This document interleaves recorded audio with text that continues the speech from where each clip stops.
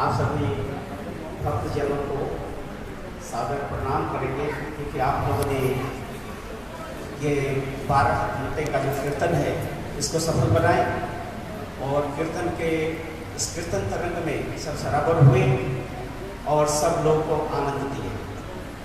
दूसरी बात, जयचंद दादा जयचंद सैनी जी को भी बहुत बहुत धन्यवाद क्योंकि उन्होंने हम सबको, मेरे ख्याल से कोरोना के बाद ये पहली बार बहुत अच्छा ये कीर्तन समारोह का आयोजन किया गया। मुझे जॉली जी ने रिक्वेस्ट किए कि कुछ कहना है, लेकिन बाबा के प्रवचन के बाद मेरे कहने का कोई मतलब नहीं बनता क्योंकि बाबा का इतना अच्छा सुंदर प्रवचन अगर ध्यान से सुनते उसी में सारा सार तत्व निहित है, उसी में सब कुछ है। बाबा ने यही बताया कि ये जो मानव तन है वो थोड़े समय के लिए हमें मिला है और इस तन का प्रयोग हमें सिर्फ और सिर्फ साधना के लिए ही लगाना चाहिए। मनुष्य का जन्म धर्म साधना के लिए है, पशु का धर्म भोग के लिए है और मनुष्य का धर्म साधना के लिए है। जिसे ये मानव तन मिला है और इतना सुंदर तन मिलने के बावजूद भी अगर ईश्वर की उपासना, ईश्वर की साधना, ईश्वर भक्ति में अपने आप को नहीं लगाते हैं तो कह सकते हैं उनका जीवन पशु से भी बदतर है। वो अपने पशु भी कहलाने लायक नहीं है क्योंकि पशु तो अपने पशुतर जिंदगी जीते हैं, लेकिन आप पशु के स्तर को क्रॉस करते हुए मनुष्य बने। मनुष्य सृष्टि के सर्वश्रेष्ठ जीव है। कहा जाता है शरणन्तु विश्वे अमृतस्य पुत्रम। ये सृष्टि जगत में हम सभी अमृत के पुत्र हैं। अमृत कौन है? अमृत एक ही सत्ता है, वो परमानंद घन चैतन्य सत्ता, परमात्मा, परमेश्वर, परम ब्रह्म।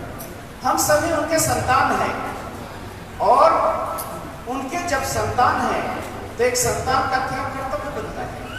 अपने पिता के प्रति अर्थात सदा सर्वदा पिता के बातों को आगे ले जाना, उनकी बातों को अनुपालन करना, उनके बातों को अनुकरण करना, उनके स्वप्नों को साकार करना, यही एक संतान, एक पुत्र या कन्या का कर्तव्य बनता है। और जो पुत्र पुत्रियां उनके कर्तव्यों को नहीं पालन करते हैं तो कह सकते हैं कि ये धरती पे उनकी जो जिंदगी है वो अभिशप्त है, शापित जिंदगी है। cursed life, blood on the name of humanity।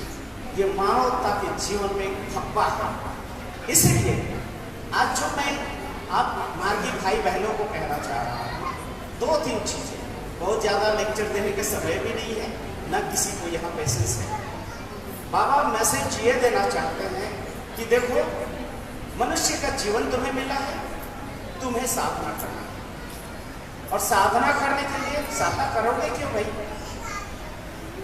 साधना क्या चीज है? तो बाबा यह बताते हैं कि साधना एक प्रयास है, साधना एक कोशिश है। साधना is a never ending endeavor to find a link between finite and infinite।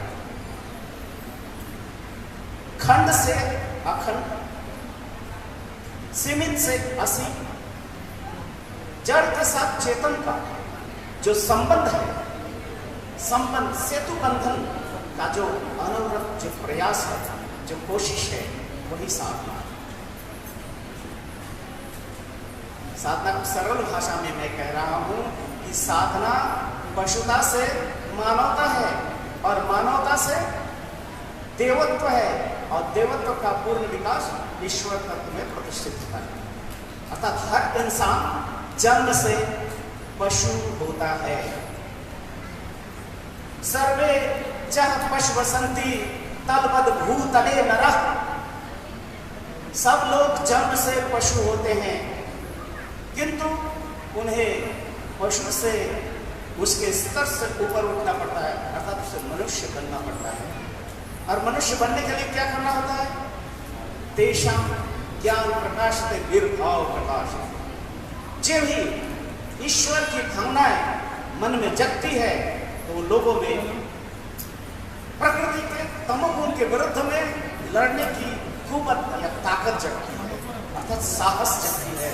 और वो साहस जब चिरस्थायी हो जाती है, परमानेंट होता है, उसी को कहा जाता है वीर भाव। याद रखिएगा, आनंद मार्ग की जो साधना है वो वीर भाव की साधना है, क्योंकि जिनमें प्रकृति के विरुद्ध में प्रकृति के आवरणी शक्ति, प्रकृति के बंधनी शक्ति, प्रकृति के विक्षेपिका शक्ति के विरुद्ध में लड़ने की जो हिम्मत है वो सिर्फ और सिर्फ आनंद मार्ग के साधकों को होना चाहिए। तो बाबा इसीलिए कहते हैं जो भी आनंद मार्गी है उन्हें अपने इष्ट के प्रति, अपने लाइफ डिवाइन जो देवता है, जो गुरु हैं, उनके प्रति क्या होना चाहिए? प्रेम होना चाहिए। गुरु के प्रति प्रेम होना चाहिए और गुरु को स्मरण करना चाहिए। लेकिन सिर्फ और सिर्फ आप गुरु को स्मरण करो, गुरु को याद करो, लेकिन उनके बताए हुए मार्ग पर नहीं चलो तो फिर क्या बनता है?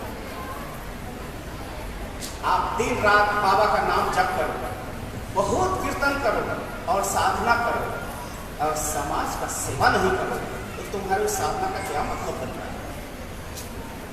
वो क्या प्रेम, वो कौन सी मोहब्बत जो तुम सिर्फ ईश्वर से करते हो और उनके सृष्ट जगत के साथ तुम्हारा प्रेम मोहब्बत बिल्कुल नहीं है। उन्हीं के बनाए हुए उनके संतान संततियों से अगर नफरत करोगे तो फिर वो कौन सा प्रेम है, कौन सा प्यार, कौन सा मोहब्बत है वो? इसीलिए कहते हैं कि ईश्वर के प्रति प्रेम और मोहब्बत रखो, उन्हें याद भी करो, लेकिन साथ साथ इस जगत के साथ भी तुम्हें एक सामंजस्य अर्थात एक प्रेम की भावना तुम्हें रहना चाहिए। वो जो जगत के साथ सामंजस्य बनाने की जो रास्ता है उसी को कहा जाता है आदर्श। ये दो चीज मेरे प्यारे भाई बहनों, आप लोग बहुत गप में बिजी हैं, थोड़ा सा 2 मिनट अगर ध्यान दें। मैं ये कह रहा हूँ कि आदर्श जो है वो बोलने की चीज नहीं, आदर्श करने की चीज है, पालन करने की चीज है। आदर्श प्रवचन देने का चीज नहीं है, जीवन में पालन करने का चीज है। जैसे यहाँ पर हम सब हलवा, पूड़ी, कचौड़ी कीर्तन के बाद खाएंगे और खा भी रहे, कल से मस्ती कर रहे हैं। लेकिन ये भी देखना चाहिए कि हम लोग जहाँ आए हैं मस्ती कर रहे हैं, क्या हमारे आस पड़ोस में कोई भूखे तो नहीं है, कोई असहाय व्यक्ति तो नहीं है जिनके जीवन में बहुत कष्ट है, जो आर्थिक दृष्टि से अभावग्रस्त है? उस व्यक्ति के प्रति आपका क्या कर्तव्य बनता है? क्या वो आपके समाज के बाहर है? क्या आपके गुरु के दिए हुए आदर्श के बाहर है वो? अगर इस तरह की मानसिकता रखते हैं तो मैं कहूँगा नहीं आपको अपने इष्ट के प्रति प्रेम है, न आदर्श के प्रति वो कोई इज्जत है। बाबा कहते हैं जीवन में अगर आध्यात्मिक पद पे तुम्हें चलना है, प्रगति के पद पे चलना है, तो तुम्हें अपने लक्ष्य इष्ट के प्रति प्रेम रखना ही होगा। और आदर्श के प्रति क्या होना चाहिए? आदर्श के पद पे चलने के लिए कुवत होनी चाहिए, कुवत और कोशिश। कुवत का मतलब क्या है? कुवत मतलब ताकत। जैसे एक छोटा सा एग्जाम्पल है, बहुत सारे यहाँ पर ऑफिसर रैंक के लोग भी हैं, बहुत सारे ऐसे लोग हैं जो बाबा के आदर्शों को पालन करते हैं, लेकिन मान लीजिए कोई ऑफिसों में गए और कोई व्यक्ति आए और कह दिया, भाई आपको मैं 5 लाख रुपया दे रहा हूँ, प्लीज मेरा ये काम जरा कर दो, मेरा काम जरा 5 लाख रुपए मिलेंगे। बस आप अपने ईश्वर से प्रेम कर रहे हैं, सब कुछ कर रहे हैं, और 5 लाख रुपए के लिए आपका मन जो है डगमगाने लगा। काश अगर हम आनंद मार्गी नहीं होते, बाबा अगर यम नियम का पालन करने के लिए नहीं कहे होते, ये 5 लाख रुपए में दे देगा। ये कैसी मानसिकता है?